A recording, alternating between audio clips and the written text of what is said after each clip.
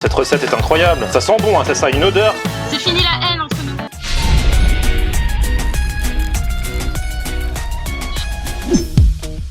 Salut tout le monde, bienvenue, nouvelle journée de confinement, nouvelle vidéo à l'intérieur. Et aujourd'hui, je ne suis pas tout seul, je vais me faire coacher en cuisine comme d'habitude. Je vais faire une recette qui a l'air folle.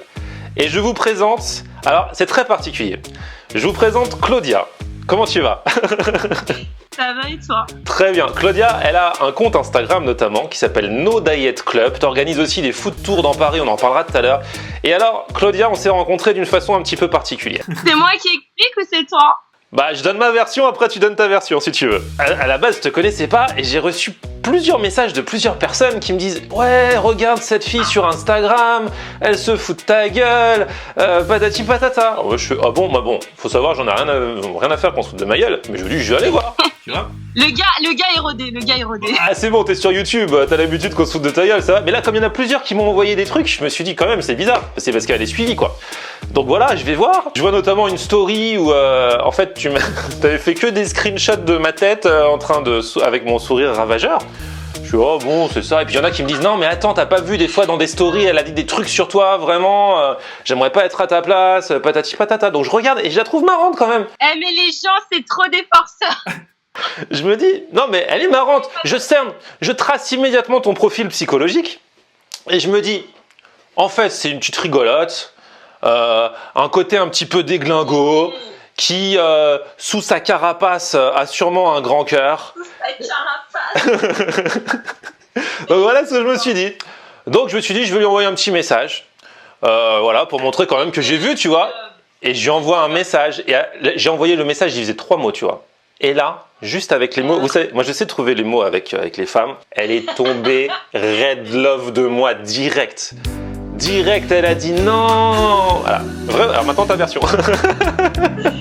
C'est ça, je suis tombée amoureuse direct, hein. Direct. Voilà. Je sais même plus ce que tu m'as envoyé au début, mais je me suis dit, c'est bon, il se prend pas au sérieux, on va pouvoir rigoler, tu vois. Voilà. Parce que moi j'aime bien tacler, j'aime bien rigoler avec les gens, je me prends pas du tout au sérieux de base, donc c'est vrai que j'aime bien tacler et tout. Si les gens prennent mal après et qu'ils commencent à rentrer dans des conflits, en fait si tu prends mal un petit tacle, c'est là où vraiment, tu vois, je vais encore plus te tacler et tout ça, tu vois. Parce que depuis que je te suis, j'ai pas vraiment vu ça, mais on m'a dit t'aimes bien te moquer un petit peu des Instagrammeurs et tout ça, des influenceurs, des youtubeurs, c'est ça? Ouais, en vrai, le confinement, ça m'a trop calmé. Ça m'a réconcilié avec trop de gens. À la base et tout, j'étais trop vive et tout. Dès qu'il y avait un truc et tout, j'aimais trop, genre, me moquer et tout ça. Mais maintenant, ouais, je suis plus chill, en fait. Je m'en fous, tu vois. Je me dis, enfin, il y a des choses tellement plus graves, en fait. Mais tu sais, à la base, c'est vraiment pour rigoler. C'est juste que dans ce monde un peu des influenceurs et tout, les gens, ils ont tendance à se prendre un peu trop au sérieux. Et dès que tu les tacles, ils prennent super mal et soit ils te bloquent tout de suite, soit tu sais ils rentrent pas dans ce délire de on rigole, on se prend pas au sérieux, tu vois. C'est tout de suite ouais mais tu sais pas qui je suis et tout, je vais te faire ci, je vais te faire ça, t'entends, tu sais. Ils savent pas rigoler en fait, ils se prennent trop au sérieux. Et donc toi t'aimes bien titiller un petit peu, voilà. En vrai c'est de la bouffe, tu vois, c'est du partage. Alors tu me fais, on va le voir là tout de suite parce que du coup là on va se faire un petit peu la recette de la réconciliation. Je suis allé voir dans tes recettes, tu fais que du fat.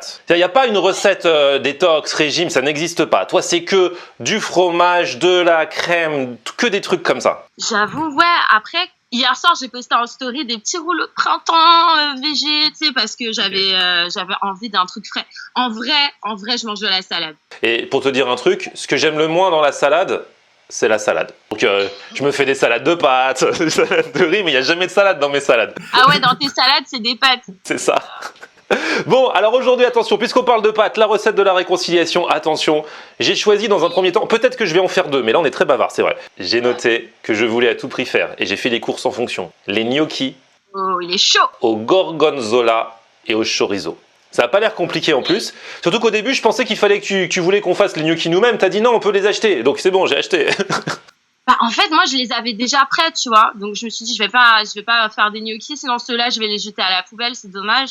Et du coup, je les ai faits. C'était des gnocchis à la ricotta.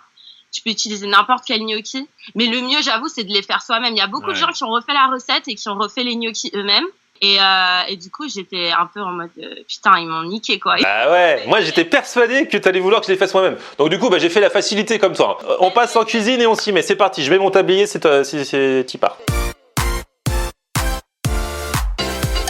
Bon ça y est, on est en cuisine, j'ai mis mon magnifique tablier, j'ai tout ce qu'il faut. Donc, pour faire des gnocchis, la première chose qu'il faut, ce sont des... Gnocchi. Bonne réponse. En ce moment, on prend ce qu'il y a, hein, donc voilà. Alors bien sûr, si vous voulez les faire vous-même, ce sera encore mieux. Là, franchement, j'en suis pas encore à ce niveau. Donc des gnocchis de pommes de terre. Ensuite, pour faire des gnocchis au chorizo et au gorgonzola, il faut du chorizo. Et du... Gorgonzola. Voilà. En fait, elle est très simple cette recette. Alors toi, j'ai vu, tu avais pris du bon chorizo que tu pouvais couper toi-même et tout. Moi, il y avait que du chorizo. Bon, il a l'air d'être pas mal, mais il était déjà tranché, donc ça va pas faire des petits cubes comme toi. Ok. Mais il est bon.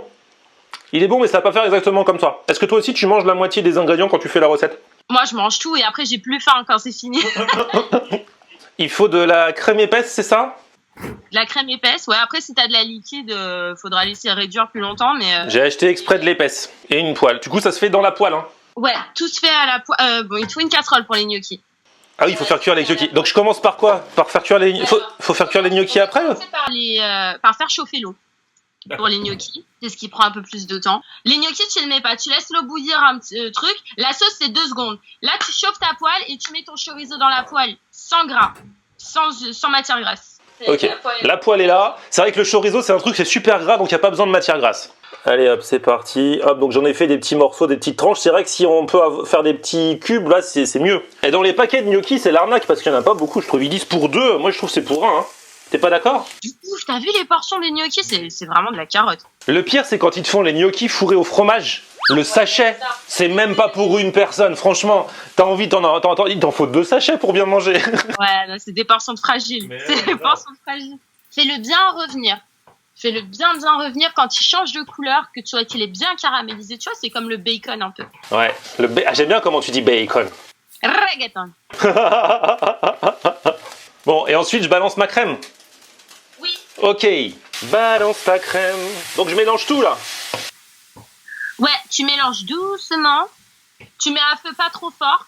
Oh là là. Et après, c'est quoi? Et après, on met le gorgonzola? Le gorgonzola, ouais, quand la crème elle est chaude, tu balances les morceaux de gorgonzola, tu essaies de le mettre un peu en morceaux, comme ça va l'aider à fondre. Et là, je balance les morceaux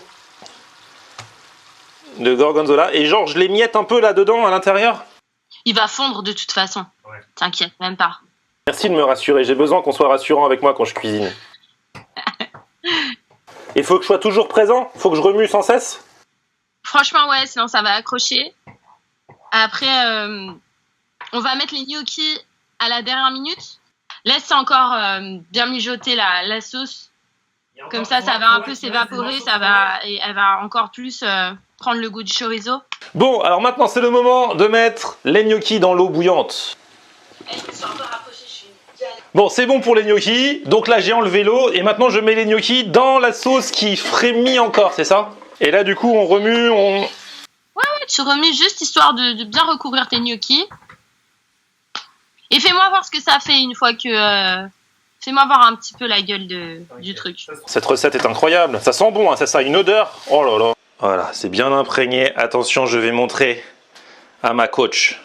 Oh, ouais, bébé. C'est pas mal. Ça ressemble à ce à quoi ça devrait ressembler? Ouais, ça a l'air trop bon. Bon. Et là, du coup, faut manger direct. Bah là, ce que tu fais, tu dresses dans ta petite assiette et tu mets un petit peu de parmesan.